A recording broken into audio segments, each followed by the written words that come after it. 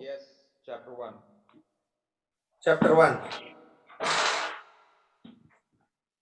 यीशु मसीह का प्रकाशित वाक्य जो उसे परमेश्वर ने इसलिए दिया कि अपने दासों को वे बातें जिनका शीघ्र होना अवश्य है दिखाए, और उसने अपने स्वर्गदूत को भेजकर उसके द्वारा अपने दास यूहन्ना को बताया, जिसने परमेश्वर के वचन और यीशु मसीह की गवाही अर्थात जो कुछ उसने देखा था उसकी गवाही दी। धन्य है वो जो इस भविष्यवाणी के वचन को पढ़ता है और वे जो सुनते हैं और इसमें लिखी हुई बातें को मानते हैं, क्योंकि समय निकट आया है। कितना तक पढ़ेंगे? पूरा पढ़िएगा, पूरा अध्याय।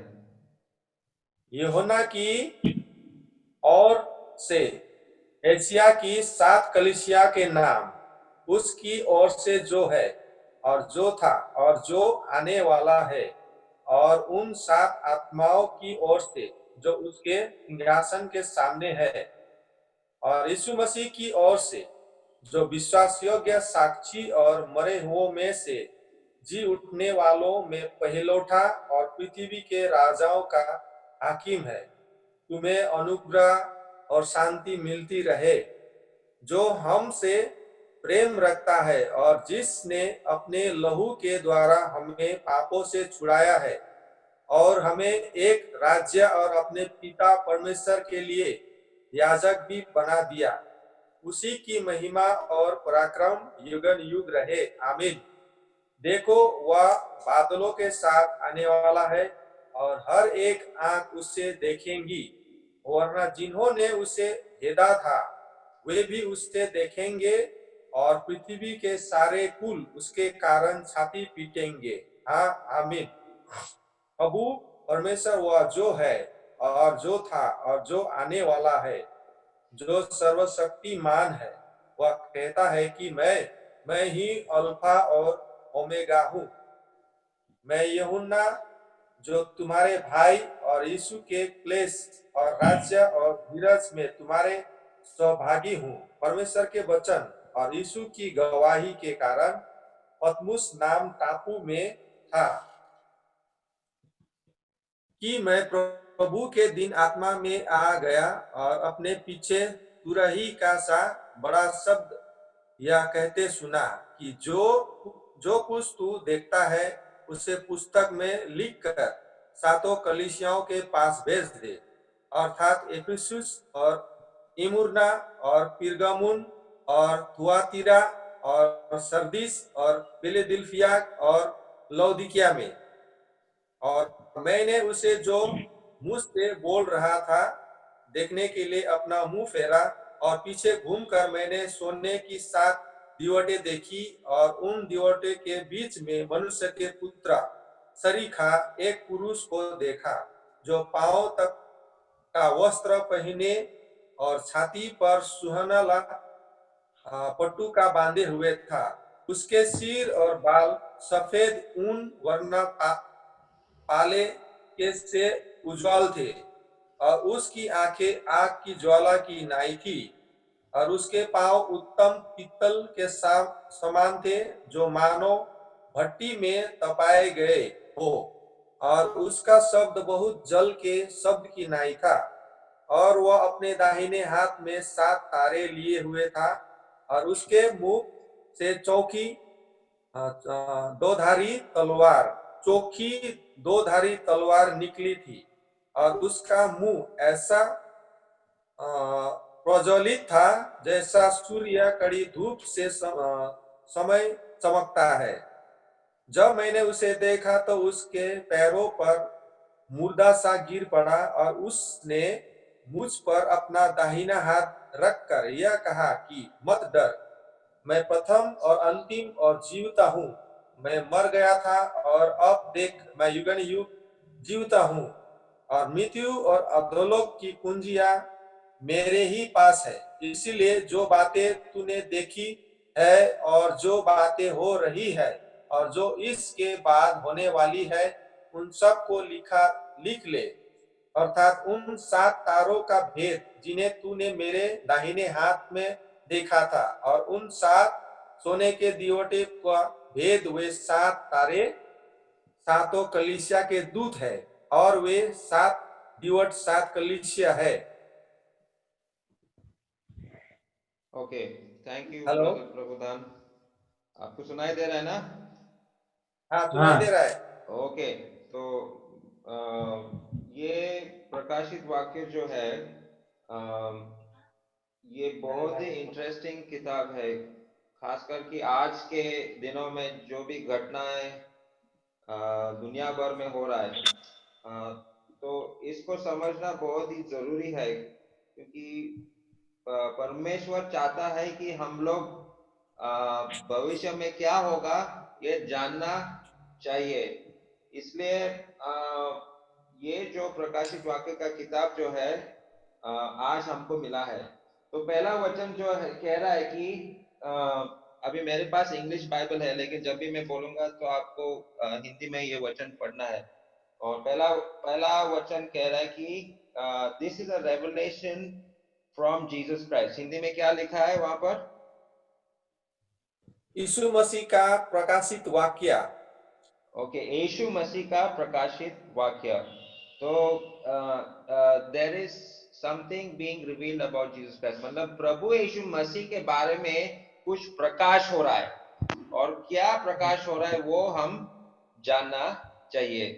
और ऐसा क्या चीज है जो प्रभु यीशु मसीह के बारे में हम नहीं जानते थे, और अभी इस प्रकाशित वाक्य का किताब से हमको जानने को मिलेगा। तो क्या है? तो सबसे पहले इसका लेखक कौन है?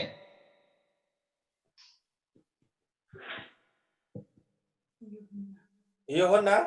यूहन्ना। ओके, इसका लेखक है यीशु मसीह। यूहन्ना। यूहन्ना, लेकिन कौन जॉन। नया नियम में बहुत सारे यूहन्ना है, तो ये कौन सा यूहन्ना है? प्रभु यीशु के भाई भाई हो सकता बोलते है। हैं। प्रभु यीशु मसीह का भाई हो सकता है। हो सकता है। प्रभु यीशु मसीह के कितने शिष्य थे? 12। 12 जन शिष्य थे, और उनमें से सबसे नौजवान कौन था? यंगेस्ट यूहन्ना ही था। यूहन्ना था। तो ये यूहन्ना जो है उसका बड़ा भाई का नाम क्या था?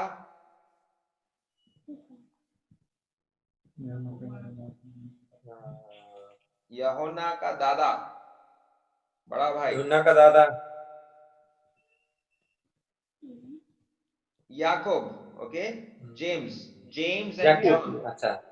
ओके, हाँ, या तो ये हाँ। जेम्स एंड जॉन जो है, या याकूब और यूहन्ना जो है, ये प्रभु यीशु मसीह के बहुत ही करीब के शिष्य थे।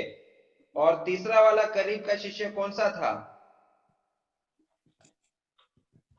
पतरुस, राइट। तो ये 3 शिष्य जो है, हमेशा प्रभु यीशु मसीह जब पहाड़ पे जाता था प्रार्थना करने के लिए, या कोई विशेष काम होता था, प्रभु यीशु मसीह इन 3 शिष्यों को लेके जाते थे। अगर आपको याद है, मत्ती का 17वां अध्याय में प्रभु यीशु मसीह को प्रभु यीशु मसीह एकदम दूर एक पहाड़ पर चढ़ता है, और प्रभु यीशु मसीह का क्या होता है वहां पर? इंग्लिश में बोलते हैं माउंट ऑफ परिवर्तन ट्रांसफिगरेशन। होता है। हाँ, रूपांतरण होता है। यस, परिवर्तन, रूपांतर होता है। तो वो रूपांतर के हाँ। समय कौन कौन शिष्य थे वहां पर? पतरुस, याकूब, यूहन्ना। यस, ये 3 शिष्य थे, पीटर, जेम्स एंड जॉन। पतरुस, याकूब और यूहन्ना। और ये 3 शिष्य जो है, इनको एक विशेष काम दिया गया था। पेतरुस को क्या विशेष काम दिया गया था मालूम है?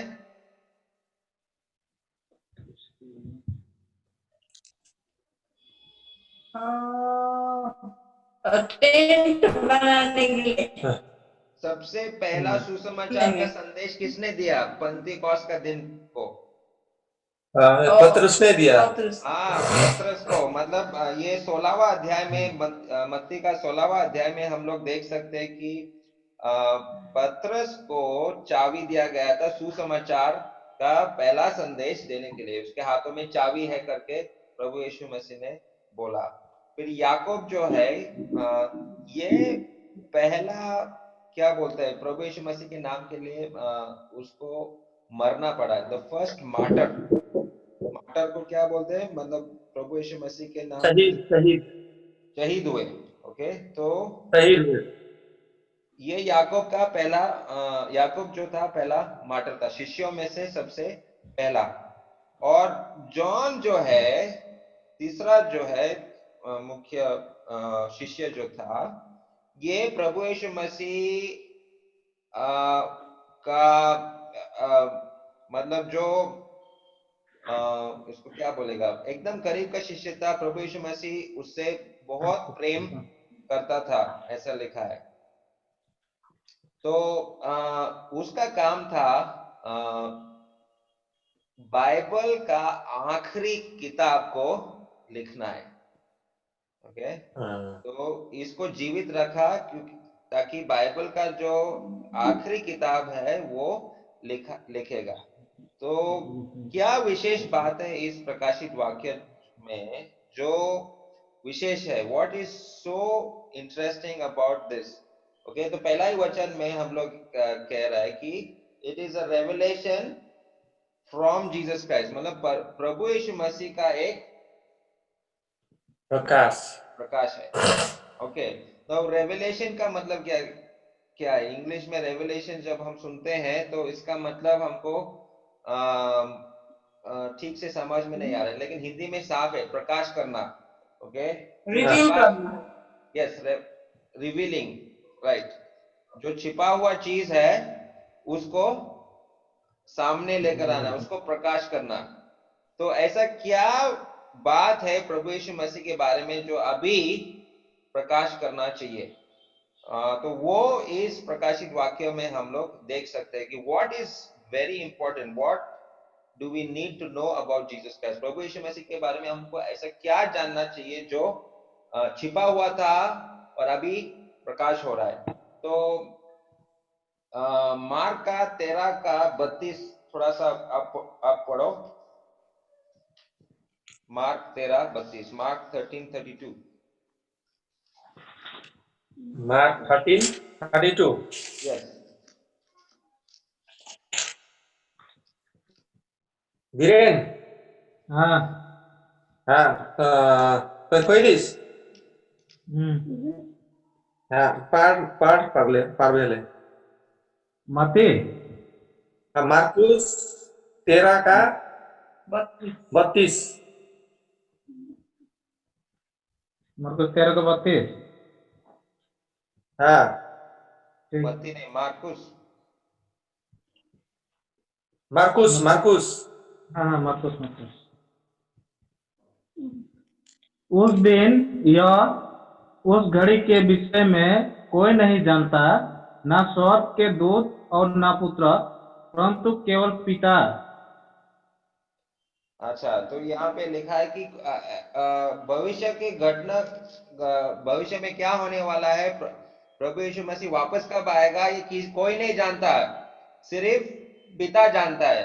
तो अभी समय हो गया, पिता जो है पुत्र को बताने वाला है कि आपको कब जाना है। तो ये प्रकाश करने वाला है प्रभु यीशु मसीह को। और जब प्रभु यीशु मसीह आएगा, क्या क्या घटना होगा, क्या अवस्था होगा, ये सारे चीजें अभी पिता परमेश्वर पुत्र को प्रकाश कर रहा है। ठीक है, ये एक चीज है। दूसरा चीज है प्रकाशित वाक्य जो है प्रभु यीशु मसीह का महिमा के बारे में प्रकाश कर रहा है। ओके, क्योंकि मत्ती, मार्क, लूक, जॉन, ये जो 4 सुसमाचार की किताबें जो है, इन 4 सुसमाचार की किताबों में प्रभु यीशु मसीह का महिमा के बारे में इतना स्पष्ट रूप से लिखा नहीं गया। सिर्फ मत्ती का 17वां अध्याय में ये पीतर, लूक और जॉन जो है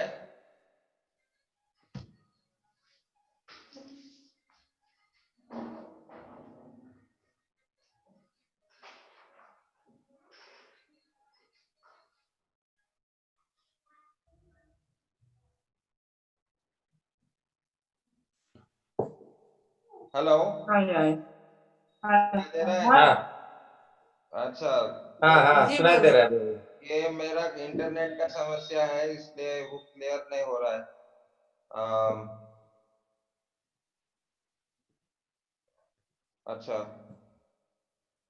मैं दोबारा शेयर कर रहा हूँ क्योंकि मेरा कंप्यूटर मतलब नेटवर्क में थोड़ा सा गड़बड़ी है। ओके, तो मैं हाँ कह रहा था कि प्रभु यीशु मसीह का जो महिमा, वो चार सुसमाचार की किताबें मत्ती, मार्क और लूक, मत्ती, मार्क, लूक, जॉन जॉन जो है, ये चार सुसमाचार के जो किताबें हैं, वहां पर प्रभु यीशु मसीह के महिमा इतना स्पष्ट रूप से दिखाई नहीं दे रहा है। ओके, तो अभी समय हो गया कि मंडली जो है या चर्च जो है, कलीसिया जो है, बहुत ही संकट के समय में जा रहा है। तो उस संकट के समय में हम लोगों को क्या सुनना जरूरी है? सबसे महत्वपूर्ण बात संकट के समय में क्या होगा? आप बताओ, what do you think is most important to hear about during times of tribulations? परमेश्वर को वचन। परमेश्वर का बारे में सुनना। यस, ओके, परमेश्वर के बारे में क्या सुनना है?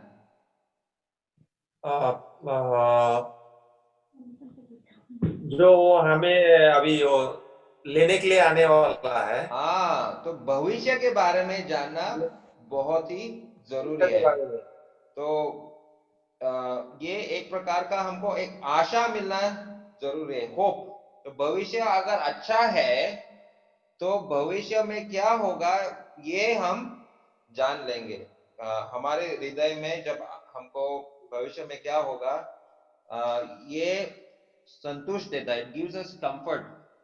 फॉर एग्जांपल, ये वचन कल मैंने बाइबल स्टडी में शेयर किया था, first Thessalonians chapter 4, first Thessalonians chapter 4।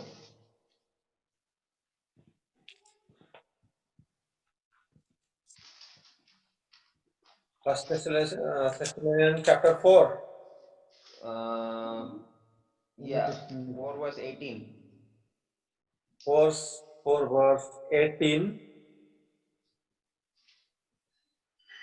Is that right? तो इन बातों से एक दूसरे को शांति दिया करो।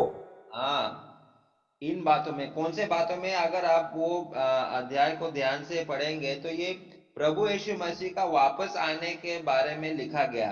और जब हम प्रभु यीशु मसीह के वापसी के बारे में जब हम पढ़ते हैं, हमको कंफर्ट मिलना चाहिए, संतुष्टि मिलना चाहिए।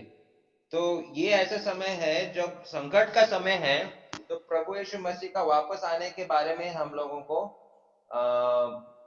बारे में हमको पढ़ना चाहिए। और इसलिए प्रकाशित वाक्य जो है, इसके ऊपर अध्ययन करना बहुत ही जरूरी है। अभी जॉन जो है ये कहां पर है मैं आपको बता रहा हूं। ये वचन प्रकाशित वाक्य का पहला अध्याय और उसका 9वां वचन पढ़ो। एक का 9। यस, मैं यूहन्ना जो तुम्हारा भाई और यीशु के कलेश और राज्य और धीरज में तुम्हारा सहभागी हूँ। परमेश्वर के वचन और यीशु की गवाही के कारण पतमुस नाम टापू में था। ओके, कहां पर था वो? पतमुस नाम का एक, पतमुस नाम टापू ओके, टापू में। ऑलराइट। तो टापू मतलब द्वीप ना, आइलैंड। Island island. ओके, तो ये पाटमोस का ये फोटो मैं आपको दिखा रहा, आपका स्क्रीन पे दिख रहा है? हाँ हाँ हाँ, दिखाई तो दे रहा है। ये इस जगह पर जितने भी गुलाम थे या जो मतलब जो बंदी थे, खास करके जो क्रिश्चियन लोग थे 2000 साल पहले, क्रिश्चियनों को देशद्रोही माना जाता था। ये आज के समय में भी क्रिश्चियनों को इस प्रकार से बोला जा रहा है, देशद्रोही। हाँ, तो ये क्रिश्चियन जो देशद्रोही है उनको इस पाटमोस आइलैंड पे भेज दिया गया था। लेकिन ठीक है, क्रिश्चियनों को उस जगह पर भेज रहा है, लेकिन जॉन का उम्र यहाँ पर करीबन 90 साल का है। He is around 90 years old। Okay, तो ठीक है, अगर मैं करीबन 40 साल का हूँ, अगर मुझे भेजेगा तो मैं सह सकता हूँ। लेकिन सोचो मेरे पापा जो 70 साल के हैं उनको वहां पर भेजेगा तो उनका अवस्था क्या होगा। अभी जॉन का उम्र यहाँ पर 90 साल का है और 90 साल का आदमी को वहां पर भेजा गया। और 90 साल का व्यक्ति को वहां भेजने का कारण क्या है? उसी वचन में लिखा है, गवाही देने के लिए, गवाही देने के लिए। गवाही परमेश्वर देने को के लिए। बच्चे। ओके, हाँ। मतलब इतना लंबी उम्र है उसकी और इतने बूढ़ापन में भी वो क्या कर रहा है? गवाही दे रहे। ओके, तो सोचो अगर जॉन जब प्रभु यीशु मसीह जब जिंदा था, अगर वो 16-17 साल का नौजवान था और अभी वो 90 साल का है, तो कितने साल उसने प्रभु यीशु मसीह के लिए जीवन जिया? हाँ। 74 या 74-75 years। हाँ, हाँ। अभी हमारा उम्र उतना हुआ भी नहीं है, लेकिन इतने साल उसने एक प्रचारक या इवेंजलिस्ट का जीवन उसने जिया।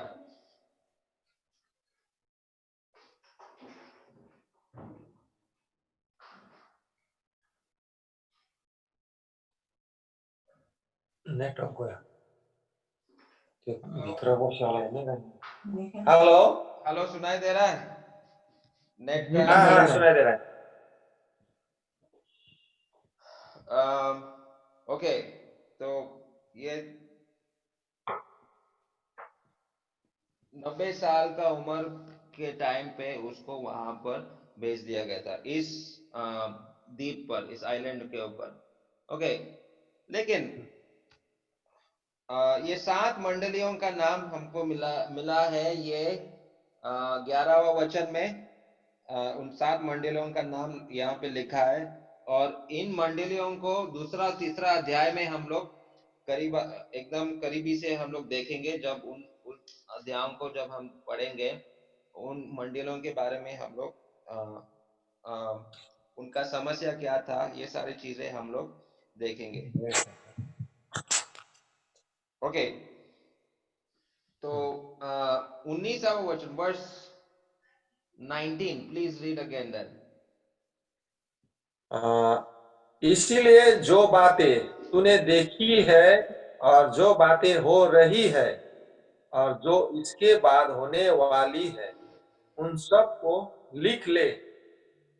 ओके, तो ये वचन जो है 19वां वचन वर्स 19 जो है, ये प्रकाशित वाक्य का आउटलाइन है। It is the outline for the book of revelations. तो इसमें क्या क्या होने वाले हैं, तो क्या होगा और क्या हो रहा है, ये सारी चीजें है। Okay, so the three things is, okay let me look at this. The first thing, पहला चीज जो है, the things that you have seen, मतलब जॉन को स्वर्ग उठा लिया गया था और स्वर्ग उठाने के टाइम पे उसने वहां पर क्या देखा उसके बारे में वो लिखा है। तो जॉन ने क्या देखा है, तो वो हम लोग 12 से 16 तक पढ़ो, वर्स 12 to 16। और मैंने उसे जो मुझसे बोल रहा था देखने के लिए अपना मुंह फेरा और पीछे घूमकर मैंने सोने की 7 दीवटें देखी और उन दीवटों के बीच में मनुष्य के पुत्र सरीखा एक पुरुष को देखा जो पांवों तक का वस्त्र पहने और छाती पर सुनहला पटुका बांधे हुए था।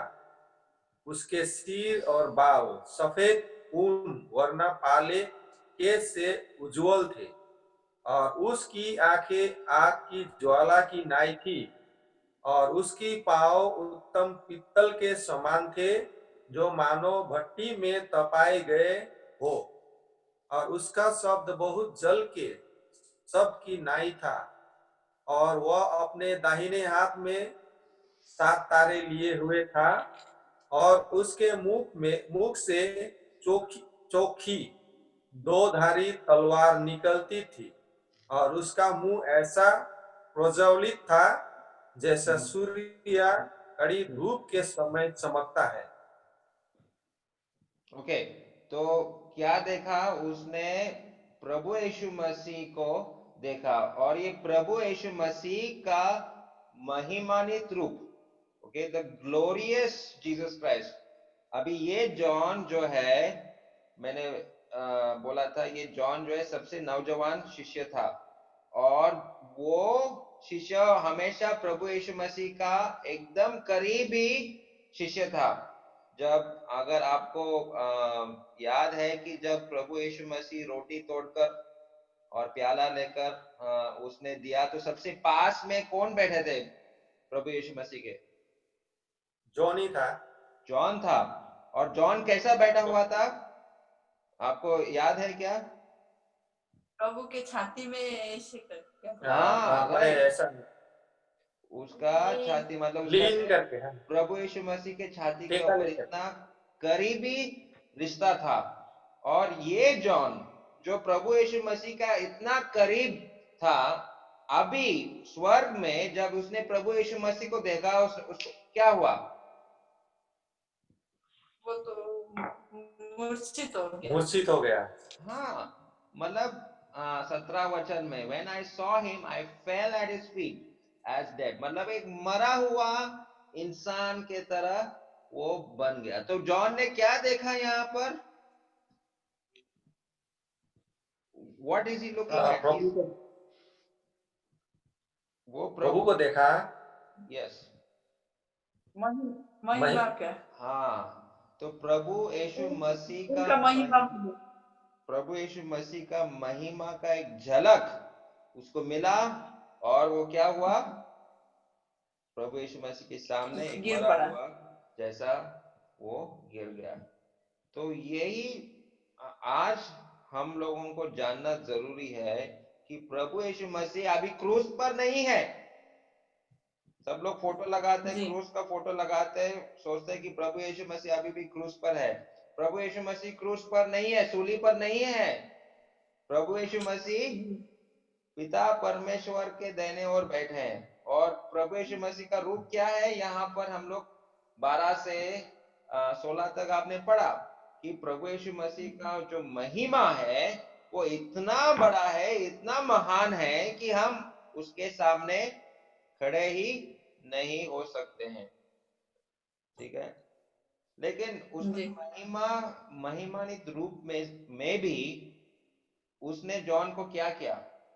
जॉन को क्या बोल रहा है वो? 17 वचन देखो, लास्ट भाग में 17 और 18 लास्ट। मैं प्रथम और अंतिम और जीवता हूँ, मत डर। सही ना? मत डर। मत डर, डोंट बी अफ्रेड। हाँ। Okay, don't be afraid. इस अवस्था में भी प्रभु यीशु मसीह हमको बताना चाह रहे कि डोंट बी अफ्रेड। आज दुनिया में भी जो भी घटना हो रहा है, हम लोगों को डरना नहीं है। Don't be afraid. ओके, आगे पढ़ो 18। मैं मर गया था और अब देख मैं युगन युग जीवता हूँ और मृत्यु और अधोलोक की कुंजियां मेरे ही पास है। तो यही हमको जानना जरूरी है कि हमको मृत्यु से नहीं डरना है। आज ये कोरोना वायरस आ गया है, लोग मरने के बारे में सोचकर सब लोग डर गए। ठीक है, हम लोग भी डर गए। डरना तो जरूरी है, घर पे बैठना है। ठीक है, सरकार ने भी बोला है, सरकार का बातों को मानकर हम लोग अभी घर पे बैठे हैं। लेकिन अगर ये हमको रोग लग गया तो डरना है क्या हमको? नहीं। नहीं, क्यों नहीं डरना है? क्या आशा है हमारे लिए? हम लोग सीधे स्वर्ग में जाएंगे। यस, क्योंकि यहाँ पर वो 18 वचन में आपने पढ़ा कि प्रभु यीशु मसीह ने मृत्यु पर विजय